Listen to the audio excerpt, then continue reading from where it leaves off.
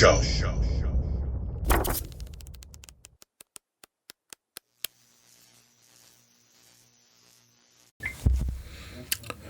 Hey, yo. Yeah, gonna do another unboxing here. And, yeah, some cool stuff. Some Golden Age stuff. But it's like it's not as expensive as some of the stuff I've been opening. I think, like the big stuff, it's going to be a little while before I get anything really, really huge. But I do have something really cool, like something that's notable. And if you see the thumbnail, it might give you a hint.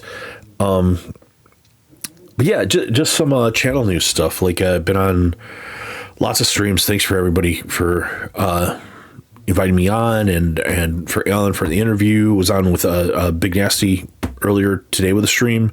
A lot of fun talking with different people, and really enjoy it. But the subscriber thing has been weird recently. I got some little stuff on.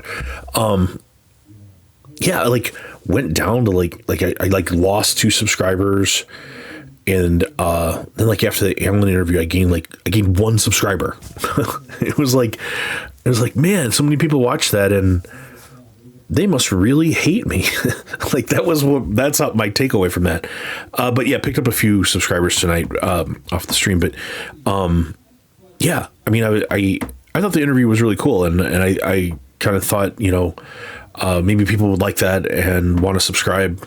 But man, I mean, that's like this. It's a weird thing. If you've never done this, if you've never done the YouTube thing and thinking about like the whole subscriber thing, the subscriber count, I know there are a lot of people who would be like, oh, you shouldn't pay attention to that, but you can't help but do it. It's like a thing where you're like, you're seeing how people respond, people who watch what you're doing. And, if you're getting views, are people subscribing? So like, anyway, it's a real thing.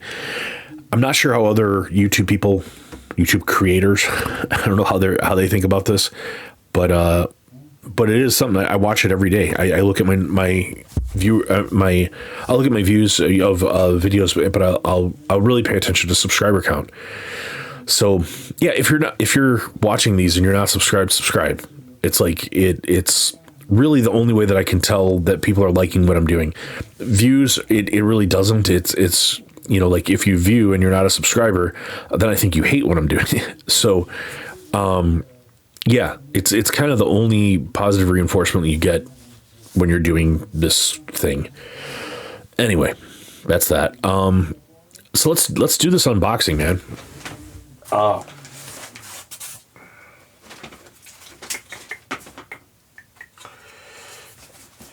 Yeah, so we'll do an unboxing, and then I have some other comics that'll open, including one where, yeah, you'll get to hear me cry. You're gonna be able to hear me cry. So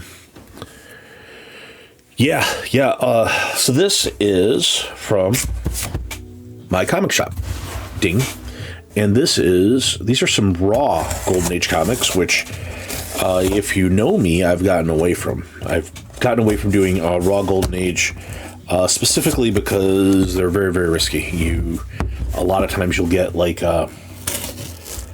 restored, or where it's like what they would call qualified, where it's missing pages and things like that when you're doing raw Golden Age. And like a lot of people will be like, oh, that'll never happen to me. I know exactly. No, you don't. Turns out, well, some people do, but most of you don't. You won't be able to tell if it's minor restoration, or you're gonna miss it. I do, and I've seen like really, really professional graders who miss it. So anyway,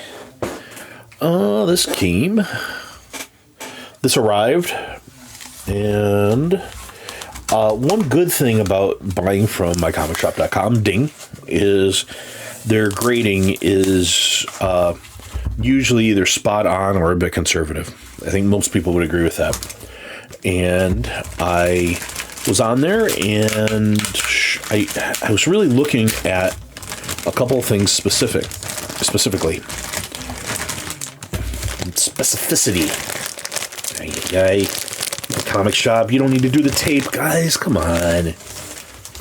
You're better than that. Anyway. At least they're not taped together, are they? No. Okay, so as I've said many times, I'm trying to put together the whole Witch's Tales run. By the way, if this microphone is soft, this is my old mic. If you were on Alan's stream, you heard like I kind of bought this cheapo mic that was working really well. Oh boy, that fell. This thing, and it shorted out live on that stream and was screaming in everybody's ear. So now I went back to like kind of this like.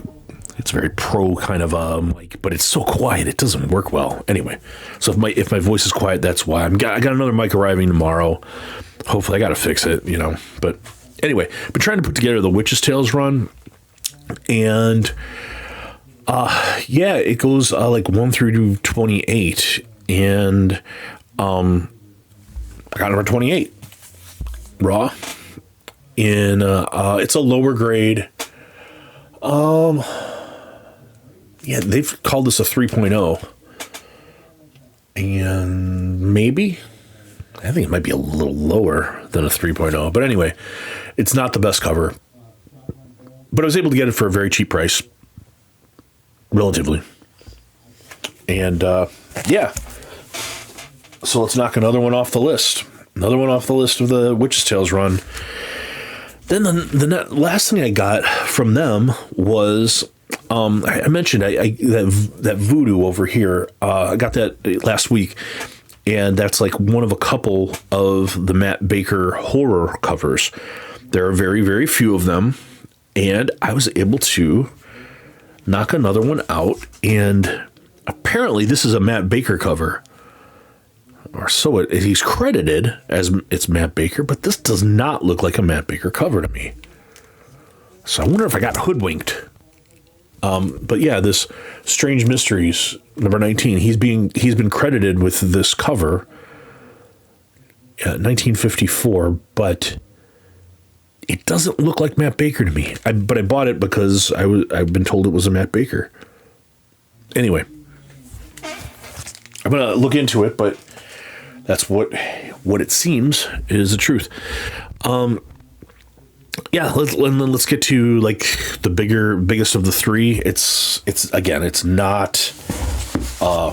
not nearly as big as some of the stuff I've been opening, but it's a really cool book, really key Golden Age pre-code horror book, and I think people will dig this.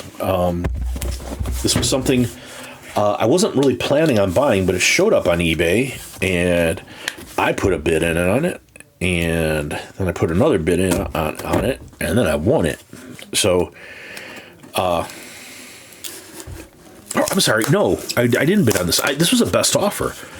That's right. I put in this was up for what I thought was a little bit high, and I put an offer in that I thought was kind of low, but it was accepted. So I was kind of like, wow, all right.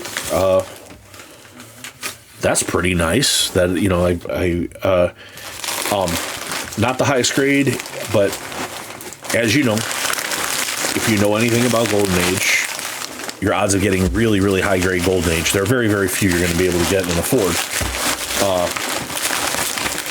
But still, if you can get like a really good copy, I hope I didn't ruin it there. People probably saw what this was. And you buy the book, not the grade. That's kind of the key. It should be what they call a well-presenting copy, like with as nice a page quality as you can get, as nice a staple quality as you can get, and something that should last for a while in the slab.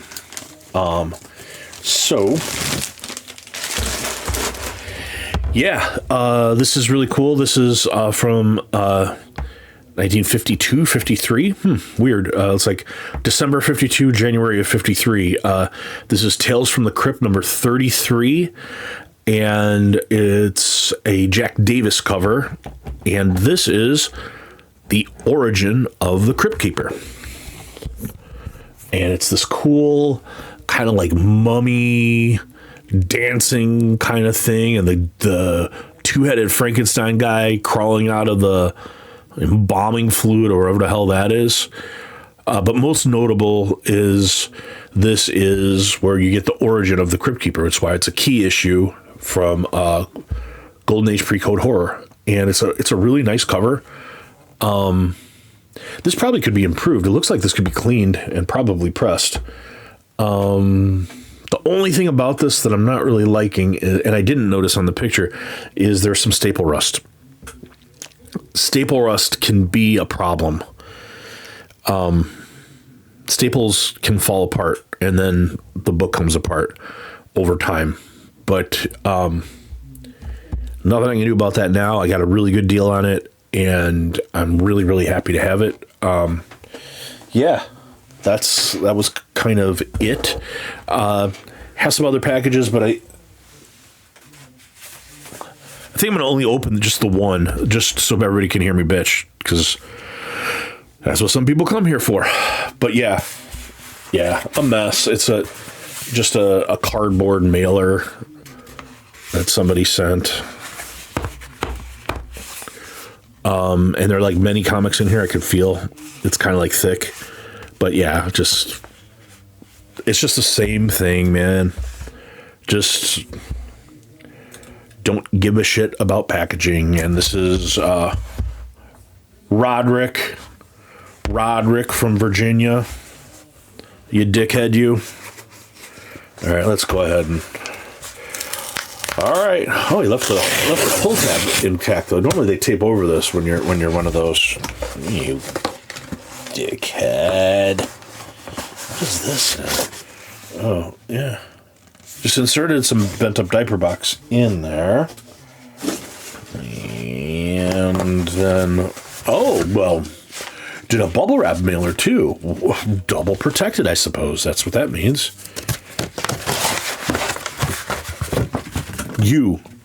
You are why your mother drinks, Roderick. Anyway, it was your fault. Your parents got divorced. I know they told you it wasn't. That was just mommy and daddy weren't happy. But no, they weren't happy because of you. Because of your shit packaging. Your parents got divorced because you can't package comics, Roderick. You dickhead, you. Anyway, this is really cool. This is something I just kind of picked up, and it's these what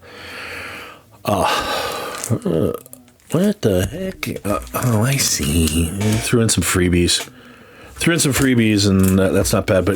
But it's these Corto Maltese. So this is a kind of a classic comic from Europe. It's very, very well known, but it's a 1 and 2. And this is kind of legendary. This guy, I can't remember the artist's name. I will remember it. But I saw an entire YouTube episode on this guy and these comics, and how influential they were in European comics.